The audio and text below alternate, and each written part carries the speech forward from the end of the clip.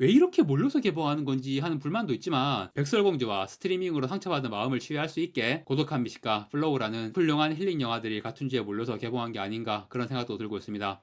안녕하세요. 다양한 대중문화 콘텐츠를 리뷰하는 남자 머빈입니다. 이번 영상에서 리뷰할 작품은 2025년 3월 19일 개봉 영화 플로우입니다. 극장용 장편 애니메이션이고요. 3월 초에 있었던 제97회 아카데미 시상식에서 장편 애니메이션 상을 수상한 작품입니다. 이것도 일종의 언더독의 반란이라고 해야 하나? 와일드 로봇, 인사이드 아웃 2 같은 제작비 1000억 단위의 헐리우드 대작 애니메이션 작품들을 제치고 그보다 제작비가 훨씬 저렴한 한 수십분의 1 수준의 제작비죠. 그런 저렴한 제작비로 만들어진 플로우가 오스카 트로피를 들어올리는 영광을 차지했습니다. 긴츠 질발로디스라는 이름의 라트비아 국적 감독이 만든 작품이고요. 이 수상 때문에 라트비아에서 아주 난리가 났다고 하죠. 사실 라트비아라는 나라의 이름을 살면서 거의 들어볼 일도 없는데 이 감독이 엄청난 국위 선양을 해내신 것 같고요. 앞으로 일본의 미야자키 하야오처럼 애니메이션 분야의 세계적인 거장 감독으로 뚝 선다면 라트비아 출신으로 세계에서 가장 유명한 인물 중 하나가 될 수도 있지 않을까 그런 생각이 드네요. 이 감독이 플로우 이전의 작품들은 전부 1인 작업을 했다고 합니다. 어웨이라는 장편 작품을 지금 왓챠, 웨이브 이런 국내 OTT에서 볼 수 있습니다. 저는 어웨이 이 작품을 다 보지 않고 앞부분만 잠깐 봤는데 플로우랑 비슷한 느낌으로 이 감독 스타일이 보이더라고요. 다만 애니메이션의 퀄리티 자체는 1인 제작의 플로우보다 훨씬 저렴한 제작비로 만든 게 느껴졌고 시간 나면 어웨이라는 작품도 끝까지 봐볼까 생각 중이긴 한데 요즘 시간이 좀 없네요. 3월 극장가가 비수기인데 원래 비수기는 대형 상업영화 개봉이 잘 없기 때문에 오히려 작은 영화들 개봉이 몰리는 편이고 특히 3월 셋째 주에 엄청 많은 영화들이 개봉했어요. 3월 셋째 주 개봉한 영화들 중에서 제가 리뷰하는 게 이 플로우가 5번째 영화거든요. 그 전에 컴패니언, 백설공주, 스트리밍, 고독한 미식가 리뷰를 했고 이 영화들이 전부 같은 주에 몰려서 개봉했습니다. 그러다 보니 플로우처럼 좀 늦게 리뷰를 올리게 된 경우도 생겼고요. 왜 이렇게 몰려서 개봉하는 건지 하는 불만도 있지만 백설공주와 스트리밍으로 상처받은 마음을 치유할 수 있게 고독한 미식가 플로우라는 훌륭한 힐링 영화들이 같은 주에 몰려서 개봉한 게 아닌가 그런 생각도 들고 있습니다. 원래 3월 극장가가 어워드 영화들도 있고 해서 전반적으로 작품의 퀄리티가 괜찮습니다. 지금 좋은 영화들이 여러 편 극장에 걸려 있는데 코로나 시국을 방불케 할 정도로 극장에 관객이 너무 없는 상황이 좀 안타깝게 느껴지네요. 그렇게 어려운 와중에 3월 초에 개봉한 콘클라베가 야금야금 관객 긁어 모아서 지금 20만 명 돌파했어요. 그리고 플로우도 지금 추이 보면 10만 명 이상이 가능할 것 같은 추이입니다. 콘클라베처럼 20만까지 갈지는 모르겠지만 아무튼 최대한 많은 분들이 보시면 좋겠네요. 그런데 콘클라베랑 플로우는 굉장히 다른 느낌의 영화죠. 콘클라베가 종교 소재인데 굉장히 세속적인 느낌의 장르적 재미를 보여주는 영화고 오히려 종교적인 경건함이 느껴지는 건 플로우 쪽입니다. 특히 저는 이 작품에서 제가 종교에 대해 잘은 모르지만 일단 느낌상으로는 불교 쪽 철학이나 정서가 느껴지는 것 같았어요. 특히 배에 같이 탄 동물들 중에서 카피바라 얘가 뭔가 좀 부처님스러운 느낌이더라고. 그리고 그 덩치 큰 새 뱀잡이 수리인가? 그 새는 뭔가 관세음 보살? 그런 느낌이었고 이거 다른 유튜버들이나 블로거들이 리뷰한 거 많이 봤는데 저 같은 느낌으로 본 사람은 별로 없는 것 같더라고요. 제가 좀 특이하게 본 것 같고 하여튼 뭔가 종교적인 체험을 한 것 같은 그런 느낌의 영화였어요. 경건한 사찰에서 힐링하고 나온 그런 기분이었습니다. 이 작품 속 배경이 인간이 없는 세계잖아요. 이 세계는 아무리 생각해도 논리적으로 설명이 잘 안 돼요. 그래서 그냥 존재할 수 없는 세계라는 생각이 계속 드니까 역시 또 종교적으로 이것은 내세인가? 내가 내세에서 동물이 되어서 다른 동물들과 함께 탐험을 하는 건가? 그런 생각도 들었고요.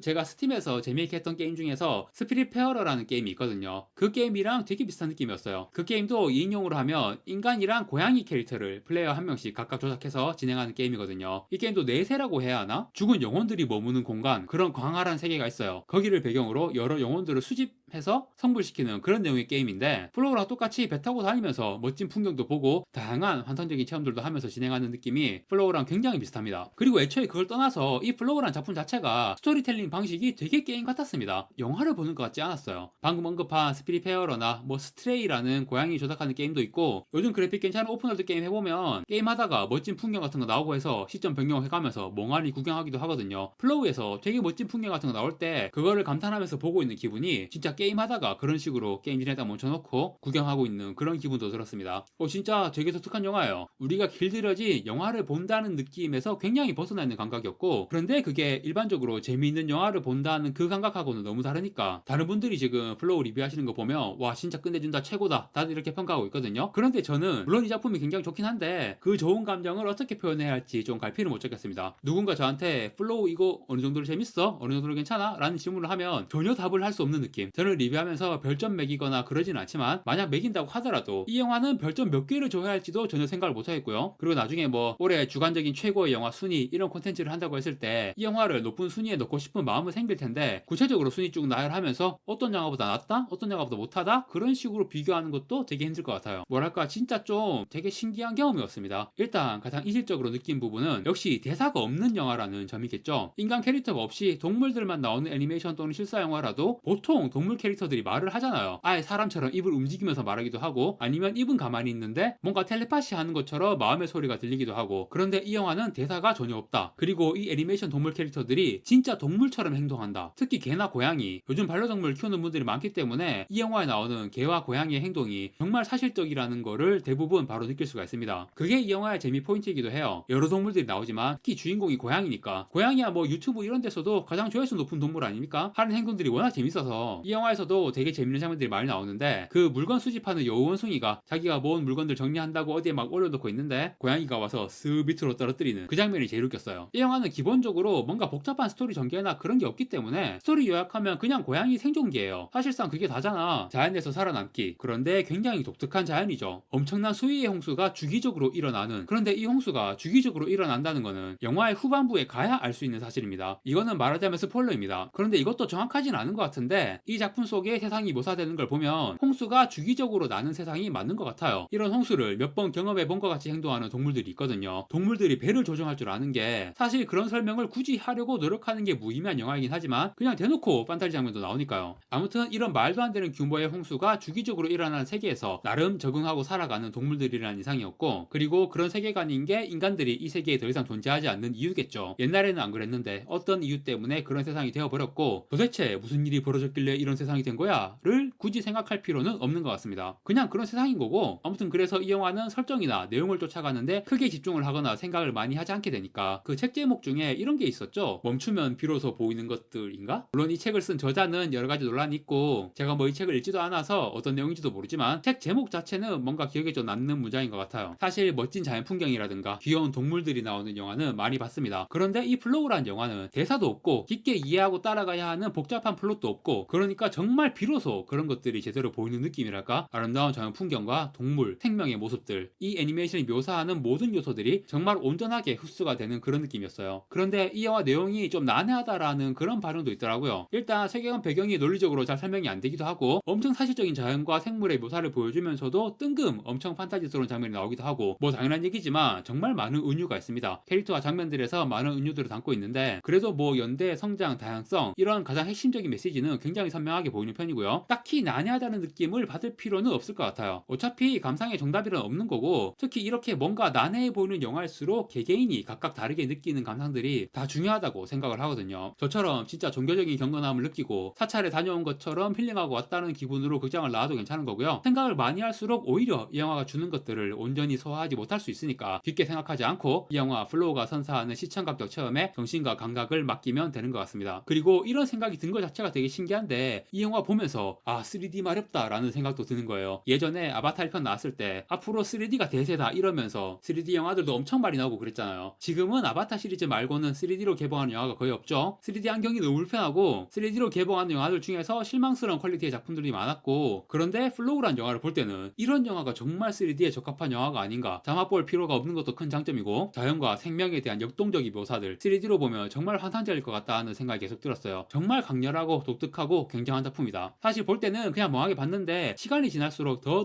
이 영화가 굉장하게 느껴지는 것 같습니다. 그리고 이 영화를 만든 감독 긴츠 질발로디스의 다음 행보도 아주 궁금하고 기대가 됩니다. 계속 1인 작업만 해오던 감독인데 플로우에서 처음으로 협업도 하고 작품의 규모를 조금 키웠어요. 이 정도 재능이면 라트비아라는 나라에서 거대 애니메이션 산업을 일으킬 수도 있을 것 같거든요. 지브리 스튜디오 같은 거 만들면 그게 진짜 국위선양이고 외국이잖아. 오스카를 받았으니까 그렇게 크게 도약할 수 있는 발판은 마련된 셈이에요. 다만 그런 거대 산업으로 가려면 지금보다는 좀 더 대중적인 플롯을 추구를 해야 할 텐데, 그러면 이 감독 고유의 스타일을 잃을 수도 있고 다음 작품에서 결국 어떤 방향으로 나아가게 될지 굉장히 궁금하네요. 뭐 어떤 방향이든 꾸준히 좋은 작품 만들 거라고 믿고 기다려보겠습니다. 네, 애니메이션 플로우에 대한 리뷰는 이것으로 마무리하겠습니다. 구독과 좋아요 부탁드립니다. 시청해주셔서 감사합니다.